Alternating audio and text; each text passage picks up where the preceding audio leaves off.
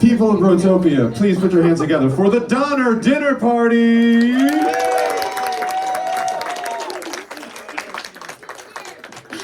You shouldn't be. We proudly present the Donner Dinner Party. A delicious tale of manifest destiny in which everything went super great and nothing bad or untoward happened at any point. We begin our tale in Independence, Missouri, over here, in May of 1846, where a group of travelers gathered to head westward to California. They were led by George Donner, a devoted family man right here. Yeah. And James Reed, acclaimed businessman, war veteran, and wannabe gold mogul. For reasons, scheduling is hard, you guys. The group didn't get going until May 16th, which was well past the established deadline for leaving and having a relatively normal time crossing the mountains in heavy winter snowfall.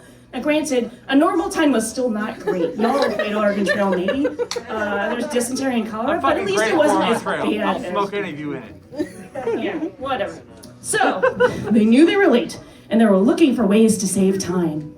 As they made their approach towards California, James Reed talked up the Hastings guidebook, which told of a shortcut that would reportedly shave off 350 miles from their journey. Though they'd received multiple warnings from other travelers about this route, Reed was pretty persuasive. The problem? Hastings had never actually traversed this shortcut before putting it in his guidebook, or even knew anyone who had. He had just looked at some old maps and thought, what are these dummies doing? You could just cross directly through the Great Salt Lake Desert. That's great. Spoiler alert, not a good idea. And especially for wagon loads full of fucking families with children. The Hastings shortcut ended up adding about 120 miles to their journey due to it not actually being that navigable. But you know, nobody's perfect.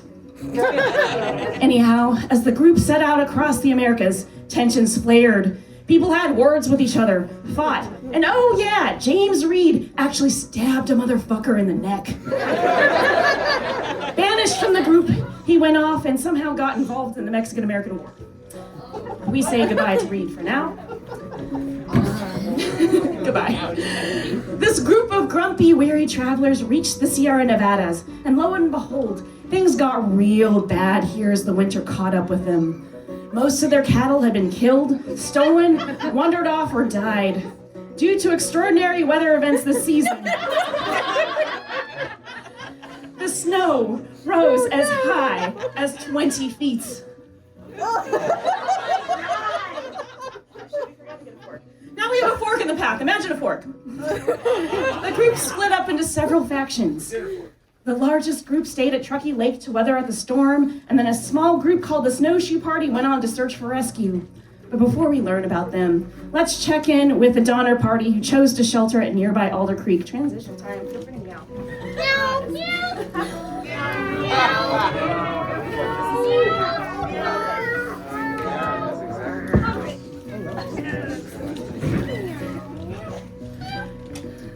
Things were not exactly festive at Alder Creek. The group had traveled well over 1,000 miles by this point. They were cold and starving, and most of their coats and gear just kind of disintegrated. They had to choose between eating or freezing, and so they started to eat their coats and pelts, and boiled the tougher roofing materials and saddles into a kind of paste, which they also tried to eat.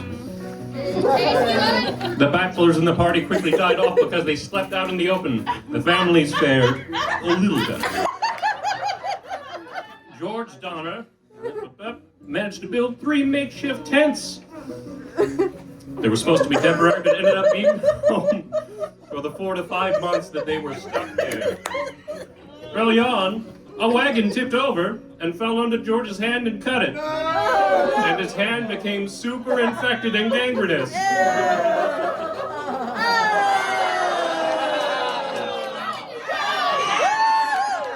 George fought through the pain and tried to single-handedly build a sturdy cabin despite his rotting, throbbing hand. But the gangrene and the snowfall proved too much. So at this point, George started slowly dying. But, his beloved brother beat him to the finish line and died first, reportedly dying of despair. George, the family man, had many hungry mouths to feed and provide for. And so sadly, we close out the Alder Creek chapter on him weeping openly as he watched his children feast upon his brother's meat. Alright, transition time.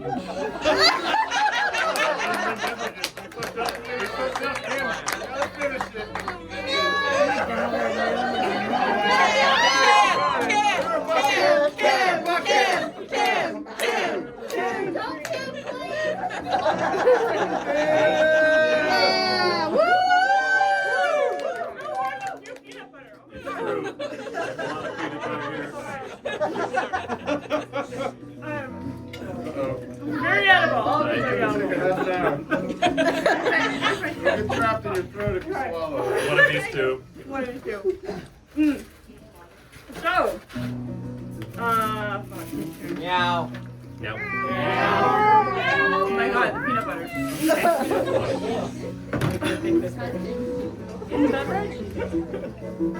Okay, I went down. I believe in you. Meanwhile, the snowshoe party was made up of a handful of folk who were not content to sit around and die in the snow, and who headed to find rescue. Things were not going great in their world either. Things like their only axe breaking while chopping wood. Eat it. Give me some of that. Okay. Give me that. Their tents were made out of themselves. Oh, what? Wrapped up their raggedy coats and pelts to form makeshift roofs, while their own bodies formed the outsides of their tents. I don't know how this worked, but obviously it didn't work that well. Things were getting pretty dire, cold and food-wise. They caught and ate the dwindling wildlife. They drank a deer, y'all. That deer good though. That deer good. Oh, the deer was not good. They caught mice and birds, and though they had started out killing them and cooking the animals before eating them, eventually they just resorted to grabbing the creatures and then chowing down on them, still alive. Eventually, they ran out of available critters to eat, except for each other. It was Patrick Dolan who first suggested that they draw straws among them to see who would be eaten first. Who, might you ask, drew the shortest straw? You guessed it, Patrick Dolan. When they finally got their first taste of cannibalism, the two Indian vaqueros in the party, Luis and Salvador, grew alarmed and decided to bounce because they wanted no part of that no thank you goodbye. But, unfortunately for these two, however, they were later overtaken again by the people-eating whites, who now had no compunction about shooting and killing someone to eat them, especially if that person was browner than them. The now murderous snowshoes pressed onward, and since they ran out of already dead white people and brown people to kill and eat, they then resorted to eating their own snowshoes, cutting their feet open on rocks when they got below the snow line. Finally, they came upon an encampment of indigenous folks who, by the way, totally happened to be allies with Luis and Salvador's tribe, but the snowshoe party declined to tell them about what had happened, or that they still had Luis and Salvador's meat stored within their packs. Anyway, that never came up. So the indigenous folk and some nearby ranch hands helped them out and followed their bloody footprints in the snow to find the ones who had been left behind. Yeah, poop. Okay, transition time. I'm gonna tell you, an axe tastes really good. With pretzels and like cream, and then I don't know what this part is. But it's really good. Yeah, this is the rescue scene. This is, okay, all the greens. Sorry. Meow. Do you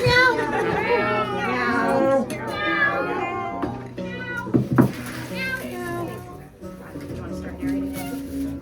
All right. Kim, I love how complicated this is. Remember this guy, James Reed? Yeah. He finished fighting in the Mexican-American War, helped America seize more territory, and realized that nobody else from the party who'd set out, including his own family, had made it to California. So he brought a bunch of mercenaries and Navy buddies to do a search and rescue.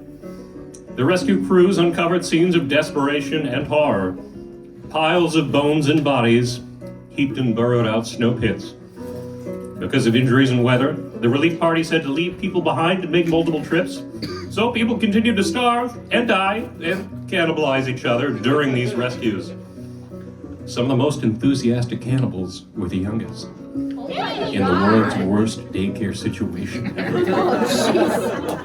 One of the relief parties found a cabin in which a snow-blinded woman sheltered, along with the carnivorous children she was caring for, surrounded by the bones and clumps of matted hair that could not be eaten. They're literal ankle biters. Yeah, it turns out. The second relief party had to leave behind, through logistics issues, a group of 2 adults and 4 children. More Okay. kids? Oh shit. Oh, sorry. It's all good. Last year. All right. There we go. In a burrowed out snow hole that their fire had burned through. The snow was piled 10 feet above them. The second relief party found and had to leave behind 2 adults and 14 children. Wait. One adult and 13 children. Sorry. Sometimes things change. Stuck in their shelter, 10 foot deep in the snow, created by the fire that had melted around it. They were trapped and hungry, and they'd already gotten a taste of human flesh. So, of course, the littlest child said, "Why don't we just go back to eating people?" The following morning, the relief party returned to find that the children had reduced the adult corpse's body down to a skeleton. Whoa. In total, they needed 4 relief parties to rescue everyone. Over 2.5 months. James Reed's family all survived and thrived, while George and his wife and many of their children met their end at Alder Creek. There was way more carnage that happened and fascinating characters that we didn't have time to cover in spite of all of this song and dance and stuff. But for now, this concludes our story. Oh, the Donner Dinner Party. Bon appetit!